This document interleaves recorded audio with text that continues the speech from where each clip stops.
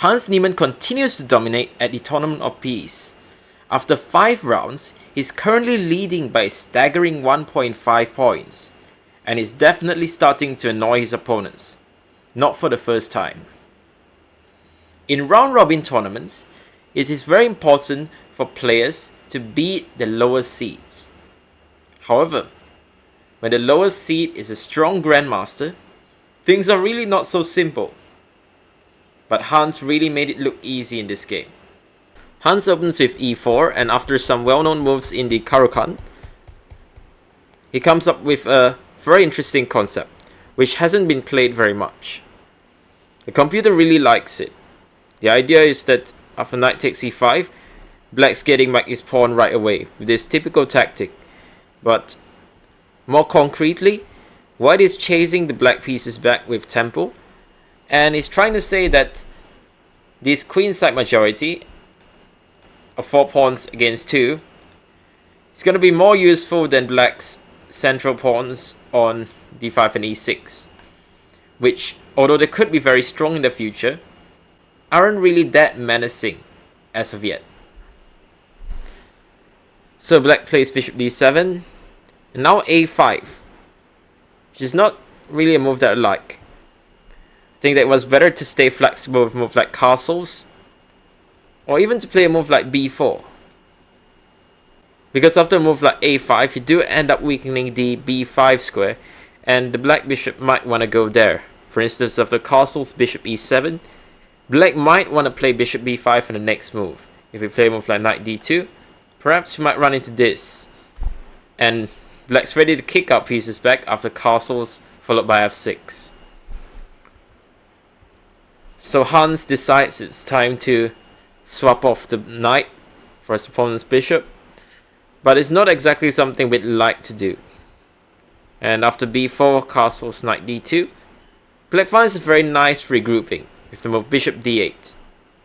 And his idea is that he'll now put the bishop on c7, where it's now very active and might be looking at the white king.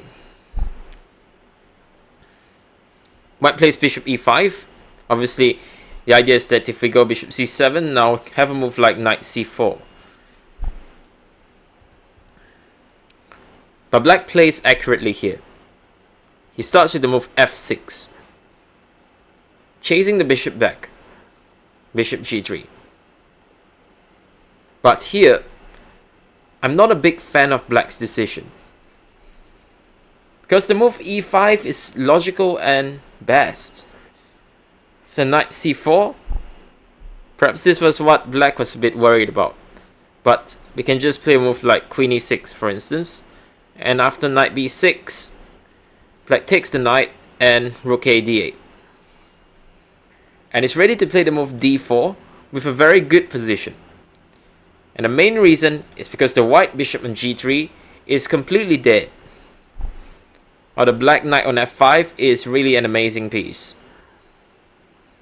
And that's why I don't like it when black takes the white bishop on g3, because what he's really doing is helping white solve his problems. H takes g3 and bishop c7. This was his idea, but I'm not sure it was that good. Hans clearly spots that his knight on d2 isn't the best placed piece, and so we should improve it. Knight c4. Very typical, but very strong. We're exploiting this pin along the d file to put the knight on b6. Black continues with the move rook a d8, and now the knight comes into b6. Queen c6 and rook e1. So now white is starting to target these 2 pawns in the center, where it's going to use his major pieces to put pressure on these pawns and hopefully force them to move forward, creating weaknesses in the process. Black plays h6, another move I'm not so sure about, as white now plays queen d3. And practically this is a bit of an annoying move to face, because white's keeping his ideas open. One idea could be perhaps to double on the e file. Another idea could be perhaps to even go into g6 exploiting this newly created hole. So black has got some things to worry about. He plays the move e5, which is very logical. But now this move weakens the pawn on d5. And so it's very logical to attack this pawn. The way Hans attacks it is quite interesting. He uses the rook on e1, which appears to be already developed, to hit this pawn. Now to me, the move rook ad1 seems much more logical. But I have a feeling that he wasn't so happy about a move like bishop takes b6, a takes b6 and a5. The idea is that even though the computer really likes white after rook a1 takes cb4, I wouldn't be so sure about this position if I was white, because black now has perhaps a potential protected and connected passed pawn. You could play a move like d4, and it would be hard to exploit these weaknesses. Granted, we can still play moves like queen c4 and b5, but I can understand why Hans didn't want to allow this, and I think practically this was a good decision. Don't give your opponent additional options. That's a philosophy that a lot of strong players use. So rook d1. Black now takes on b6. After rook d7, Hans plays another one of these annoying moves. Queen f5. So it's sort of tying down the black pieces a little bit. And it's saying if the queen moves away, we might come into e6. The queen's sort of tied down the defense of this rook for now. And there's no way to kick away this queen. And its idea is to now double on the d file. Now I think this was black's last chance to get activity, and that he absolutely had to go for the move d4. So after c takes d4, e takes d4, black now has a passed pawn on d4 and control over the e file. Now after rook a d1, rook e d8, I think black has pretty good counterplay. For instance, if we play rook d3 to block the pawn, and black can play queen b5, and is starting to get some counterplay. And this should be enough to hold the balance. However, the black player decided to try to prepare d4 by playing rook e d8. And I guess his idea was that after rook a d1, d4, we're going to transpose to that same variation that we saw earlier. However, Hans played a very strong move. He played the move f4. And suddenly, it gets tricky for black to defend his center. For instance, if black plays d4, now white takes on e5. And after d takes c3, here we have a very important positional idea.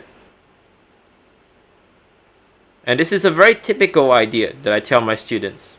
Because instead of taking the rook on d7, when the rooks are opposing each other, you move your rook halfway.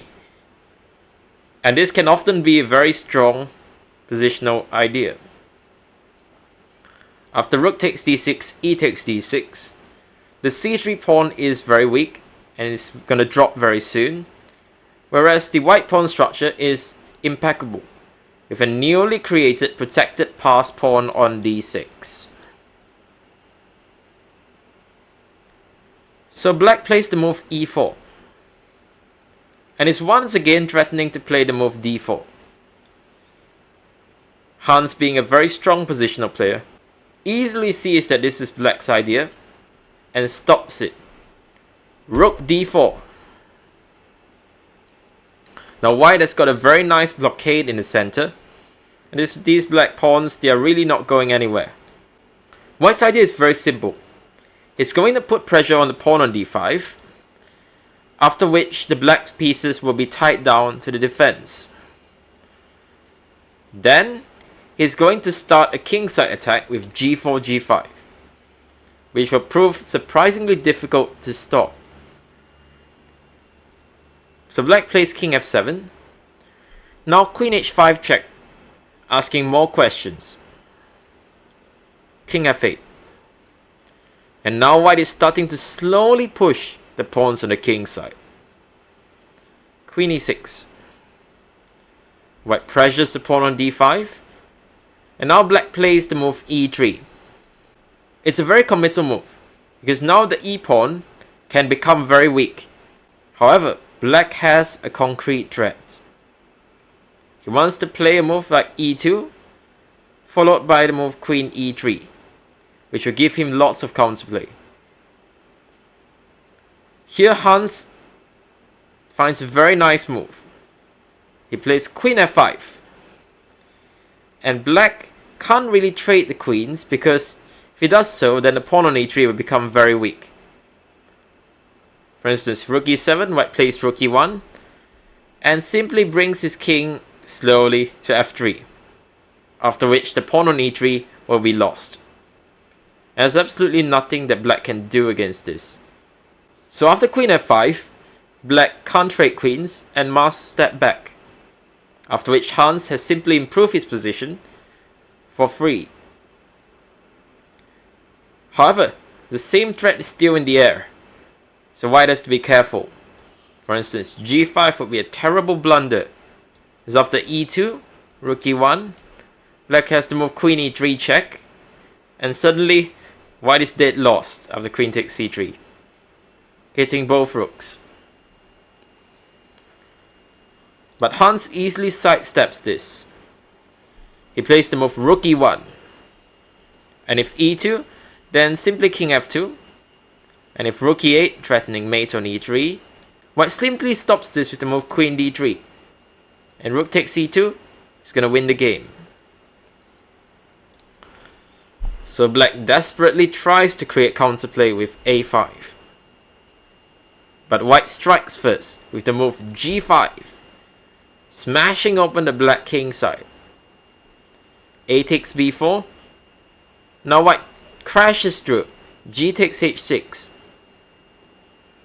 Black now takes on c3. And after h7, king f7. And his idea was that after queen h5 check, he now plays the move g6. And this was the move he was banking on. Here it seems like white has misplayed his position, because after move like queen h6, black can take on c5, and suddenly black is taking over. For instance, if you're queen, black takes the queen and takes on d4. And with the move e2 coming up, it's all over for white. Perhaps the black player was only looking at h8 queen, but after g takes h5, queen takes h5, king f8, black survives here. For instance, after the move f5, trying to swing the rook around, there's a very important drawing move here, and that's the move c2. And the idea is that we now want to play queen h7, and it's important to start with c2 so that after the trade of queens, white cannot touch the pawn on e3, as the c-pawn is going to queen. For instance, rook g4 would be a really bad move, as after queen h7, white would absolutely lose his position, as the pawn's just coming down the board. So after king f8, white should definitely go for the perpetual, while we still can. However, after the move g6, white is a very strong move. He promotes not to a queen, but to a knight. And it's important because this move now gives check, and black has to move his king. White now takes on g6. Black plays queen takes c5. And it still doesn't seem that clear, because white doesn't have any concrete threats at the moment, and black's threatening to take our rook. But here Hans finds a very simple but effective regrouping. In fact, it's reminiscent of his game against Ivanchuk just a few days ago. He plays the move knight h4. Now the knight is going to come to f5, where it's going to occupy a strong attacking position. The idea, of course, is after queen takes d4, Knight f5 is going to take the queen on the next move.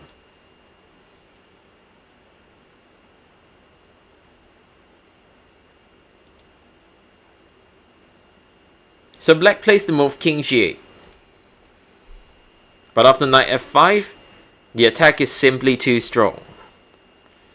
After c2, white gives a bunch of checks, taking the f6 pawn. And after king f8, white plays the move knight h6. Well calculated. And here black resigned. The idea is, of course, after c1 queen, we now have many ways to checkmate, the fastest of which is probably this one.